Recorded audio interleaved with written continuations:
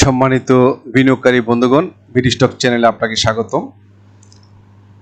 আজকে ঢাকা স্টক এক্সচেঞ্জের সদ্যসমাপ্ত ইন্ডেক্সটা নিয়ে আপনাদের সঙ্গে ডিসকাশন করব, পাশাপাশি আগামীকাল ফোরকাস্টটা নিয়ে কথা বলবো, যাতে আগামীকাল কেমন হবে সেই রকম ফোরকাস্টটা নিয়ে আপনাদের সঙ্গে একটা ধারণা শেয়ার করব। তো ডিসকাশনের শুরুতে আমি আপনাদেরকে রিকোয়েস্ট করবো আমার বিডি স্টক চ্যানেলটাকে সাবস্ক্রাইব করার জন্য। যারা ইতিপূর্বে আমার চ্যানেলটাকে সাবস্ক্রাইব করেছেন আপনাদেরকে অসংখ্য ধন্যবাদ আমার চ্যানেলের সঙ্গে থাকার জন্য। তো আজকে ঢাকা স্টক এক্সচেঞ্জের সদ্যসমাপ্ত ইন্ডেক্সটা ক্লোজ করেছিল ৫,৬৯৪.১৪ পয়েন্টে, যা গত দিনের তুলনায় কিন্তু পজিটিভ আছে এবং পজিটিভ চেঞ্জটা হচ্ছে 0.22%, 12.53 কিন্তু ইন্ডেক্সটা পজিটিভ আছে। তো এক্ষেত্রে আমরা দেখব যে স্টকগুলো ইন্ডেক্সটা কিছুটা পজিটিভ করতে হেল্প করেছে সেই স্টকগুলোর মধ্যে ইসলামী ব্যাংক, যার কন্ট্রিবিউশন ছিল হচ্ছে ইন্ডেক্স চেঞ্জ ক্ষেত্রে 8.07, তারপর হচ্ছে বিকন ফার্মা যার কন্ট্রিবিউশন 8% অলমোস্ট, অলিম্পিক 4.44, তারপর ব্র্যাক ব্যাংক আছে, কোহিনুর আছে, ইউসিবিএল আছে, IFIC bank, Lafarge Holcim cement, অ্যাডেন্টেল এন্ড হচ্ছে প্রগতি লাইফ ইন্স্যুরেন্স। এই স্টকগুলো কিন্তু সাপোর্ট দিয়ে কিন্তু মার্কেটটাকে পজিটিভ রাখার চেষ্টা করছে। আর পাশাপাশি যেসব স্টকগুলো একটু ভালো করলে হয়তো স্টক ইন্ডেক্সটা আরো বাড়তে পারতো, সেই স্টকগুলো হচ্ছে যেগুলো এরা হচ্ছে আজকে ফল করার ক্ষেত্রে ভূমিকা পালন করছে। বেশি ক্ষেত্রে এটা -1.81, অলমোস্ট 2%। তারপর BAT BC, Grameen phone, Padma oil, Al Arafah bank, Robi, city general insurance, beach hatchery, সিপার এন্ড যমুনা অয়েল। তো হোপফুলি এই স্টকগুলো আগামী দিন ভালো করবে, তখন কিন্তু আমাদের ইন্ডেক্সটা আরো পজিটিভিটি শোবে। তবে একটা ভালো দিক যে এখন কিন্তু একটু আপ ট্রেন্ড আসছে, অর্থাৎ মনে হচ্ছে যে মার্কেটে কিছুটা হলেও গতি ফিরে আসছে। তো এখন আমরা দেখবো যে কোন কোন স্টকগুলো আজকে বেশি আপ ছিল। তার মানে 113 ছিল আপ, আর হচ্ছে ফ্ল্যাট ছিল 59, আর ডাউন ছিল 224, অলমোস্ট ডাবল। অর্থাৎ আপ যা ছিল তার ডাবল কিন্তু ছিল ডাউন। তো এইখান থেকে যদি 50% যদি আপে চলে আসে তাহলে কিন্তু ইন্ডেক্সটা কিন্তু পজিটিভিটি শো করে এবং কিন্তু ভালো একটা পয়েন্ট আমরা একটা পয়েন্টের গ্যাপ দেখতে পাবো, যেটা পজিটিভের ক্ষেত্রে। তো এই ছিল হচ্ছে এটা আমাদের ইন্ডেক্সের কিছু। আর পাশাপাশি আমরা স্টক নিয়ে একটু দেখবো যে স্টকগুলো গেইনারের লিস্টে ছিল আজকে: বিকন ফার্মা, সোনালী পেপার, সোনালী আঁশ, এবি ব্যাংক, তারপর হচ্ছে অ্যাডেন্টেল, অলিম্পিক, মন্নু স্পোল, তারপর হচ্ছে ঢাকা ব্যাংক আর হচ্ছে সানলাইফ ইন্স্যুরেন্স।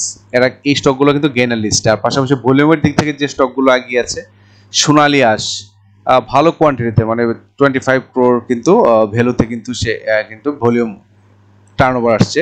তারপর BRAC bank, Linde BD, Sea Pearl, Square pharma, Ibn Sina, Olympic, techno drugs, Orion infusion, Sonali paper. এই স্টকগুলো কিন্তু ভালো ভলিউমে কিন্তু আজকে টার্নওভার লেনদেন হয়েছে এটা।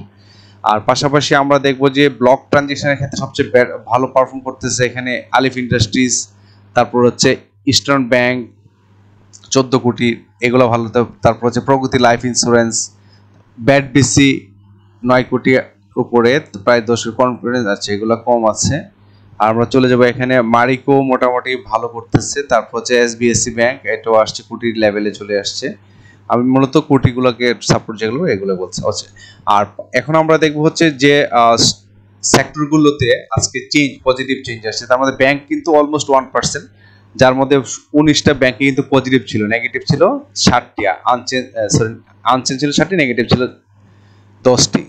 তো ব্যাংক 0.98%, সিমেন্ট 0.79%, তারপরে ফাইন্যান্সিয়াল ইনস্টিটিউশন 0.66%, তারপর আইটি সেক্টর 0.78%, তারপরে জুট 6.62%। একটা স্টকের কারণে চেঞ্জ, দুইটা কিন্তু নেগেটিভ আছে। ফার্মাসিউটিক্যালস হচ্ছে 0.50% চেঞ্জ, আর বন্ড, কর্পোরেট বন্ড নিয়ে তো আছে এটা। আর পাশাপাশি এখানে আমরা দেখতে পাচ্ছি যে পেপার অ্যান্ড প্রিন্টিং 2.24%। এখানেও কিন্তু একটি স্টকে মূলত ভালো রোল প্লে করছে, তার মধ্যে 4টি স্টক কিন্তু এখানে পজিটিভ আছে আর 2টা হচ্ছে নেগেটিভ। তো এখানে পেপার অ্যান্ড প্রিন্টিং এই সেক্টরটা কিন্তু যথেষ্ট, আর হচ্ছে জুট, এগুলো কিন্তু অনেক, এই দুইটা কিন্তু অনেক, দুই সেক্টর কিন্তু অনেক বেশি চেঞ্জ আসতেছে গত কয়েকদিন ধরে। আর পাশাপাশি চেষ্টা করতেছে আমার মনে হচ্ছে financial, IT sector, bank and cement, এরাও ট্রাই করতেছে কিন্তু ভালো চেঞ্জে লেনদেন। তো এই ছিল এট এ গ্লান্স স্টকের একটা বিহাইন্ড। এখন আমরা জাস্ট এট এ গ্লান্স হচ্ছে ইনফরমেশন, আর পাশাপাশি আমরা এখন দেখবো চার্ট অ্যানালাইসিস, দেখবো যে আগামীকালকে কেমন করতে পারে স্টকটা বা আজকে কেমন করতে, তার উপর একটা আলোচনা করি। প্রথমে আমরা যে ইন্ডিকেটরটা ফোকাস করব, সেই ইন্ডিকেটর হচ্ছে আরএসআই। আরএসআই কিন্তু বোঝা যাচ্ছে যে সে কিন্তু ডাউন ট্রেন্ড অর্থাৎ কারেকশন শেষ করে সে কিন্তু আপ ট্রেন্ডের একটা প্ল্যান করতেছে, অর্থাৎ আরএসআই কিন্তু ঊর্ধ্বমুখী পজিটিভ ট্রেন্ড মিন করতেছে। আর পাশাপাশি আমরা যদি হিস্টোগ্রাম বারটাও দেখি তাতে কিন্তু আমরা স্পষ্ট দেখতে পাচ্ছি যে গতকালকে যেমন রেড একটা হিস্টোগ্রাম ছিল ডাউন ফর্মে, বাট আজকে কিন্তু ডাউন ফর্মে, বাট এটা কিন্তু লাইট কালার হয়ে কিন্তু আপ ট্রেন্ড হওয়ার একটা, অর্থাৎ সে কিন্তু এমএসিডি ক্রস ওভার করার কিন্তু একটা সে যেভাবে করে এইভাবে কিন্তু একটা প্ল্যান করতেছে। যদি এই রেঞ্জে যায় তাহলে আমরা ধারণা করবো যে কিছুদিনের মাঝে আমরা একটা এমএসিডি ক্রস ওভার দেখতে পাবো, যা হচ্ছে আমাদের ইন্ডেক্সটা কিন্তু পজিটিভিটি শো করে ইন্ডেক্সটা পজিটিভিটি মেনটেন করবে। আচ্ছা, এখন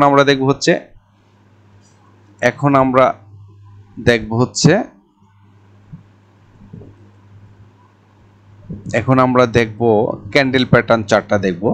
তো এই ক্ষেত্রে আমরা দেখতে পাচ্ছি যে আজকে যে ক্যান্ডেলটা শো করেছে এটা কিন্তু স্পষ্ট মিন করতেছে যে আগামীকালকে কিন্তু যথেষ্ট সম্ভাবনা আছে ইন্ডেক্সটা কিন্তু পজিটিভিটি শো করে। এবং এই পজিটিভিটি শো করার ক্ষেত্রে যে ইম্পর্টেন্ট মেসেজ আমি গতকালকে শেয়ার করছি যে 5750 এই লেভেলটা যতক্ষণ পর্যন্ত ওভারকাম না করতে পারবে ততক্ষণ কিন্তু ইন্ডেক্সটা কিন্তু একটু আপ ট্রেন্ড যাওয়ার কিন্তু চিন্তা করতে পারবে না। যখনই 5750 এই লেভেলটা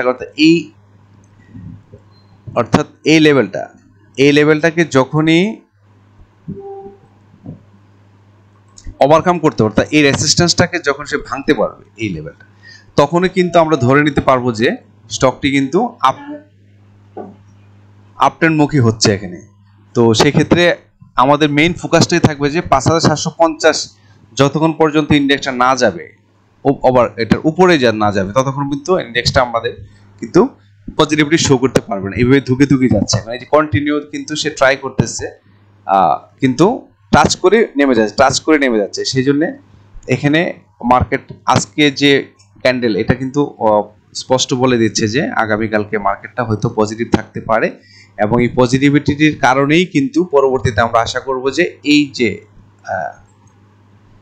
এখানে এই যে হচ্ছে তার সর্বোচ্চ ভ্যালুটা 5749 এই লেভেলটা 48.3 এই লেভেলটা যখনই ক্রস করে ফেলবে তখনই কিন্তু ইন্ডেক্সটা আপ ট্রেন্ডে যাবে এবং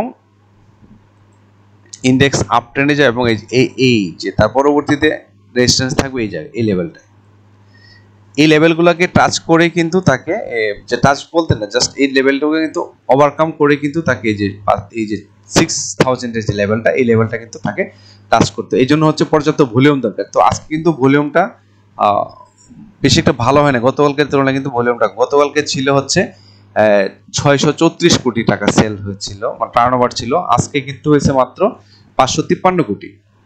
তো 553 কোটি 600 তে কমে যাচ্ছে ডে বাই ডে, যে এখান থেকে কিন্তু কমে চলে আসছে। তো যাই হোক, কারেকশন যতটুকু হওয়ার, এই যে একটা বড় একটা ভলিউম থাকার কারণে এটা মূলত কারেকশনটা আসার উদ্দেশ্য।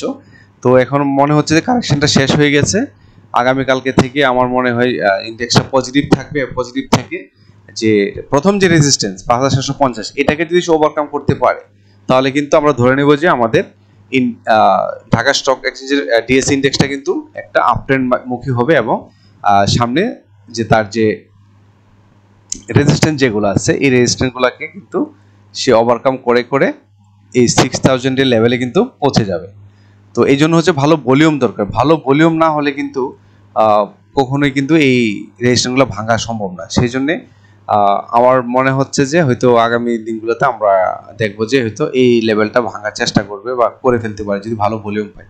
এই 500 550 টার্নওভারতে কিন্তু সম্ভব না। এখানে 1000 900 800 1000 এইরকম ভলিউম হলে কিন্তু সম্ভব হচ্ছে এই রেজিস্ট্যান্সগুলোকে ভেঙে নতুন করে একটা হাই ক্রিয়েট করে কিন্তু 6000 একটা হাই ক্রিয়েট করে আমাদের প্রিভিয়াস যে হাই 6214 এটা কিন্তু ওভারকাম করা সম্ভব। এর জন্য হচ্ছে পর্যাপ্ত ভলিউম দরকার।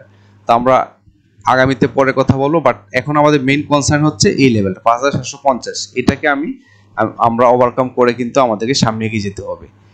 আর এই জন্য ভালো ভলিউম দরকার। আর আরেকটা কথা না বললেই নয়, সেটা হচ্ছে মার্কেট কিন্তু চেষ্টা করতেছে আপ ট্রেন্ডে যাওয়ার, কিন্তু দেখেন যখনই এই লেভেলে যায় তখনই কিন্তু মার্কেটকে ফেলে দেওয়া হচ্ছে।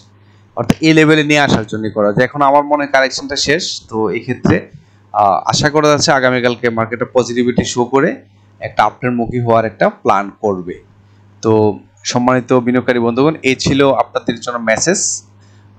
নিশ্চয়ই আগামীতে নতুন কোনো স্টক নিয়ে আপনাদের সঙ্গে আবারও হাজির হব। ততক্ষণ সবাই ভালো থাকবেন। আসসালামু আলাইকুম।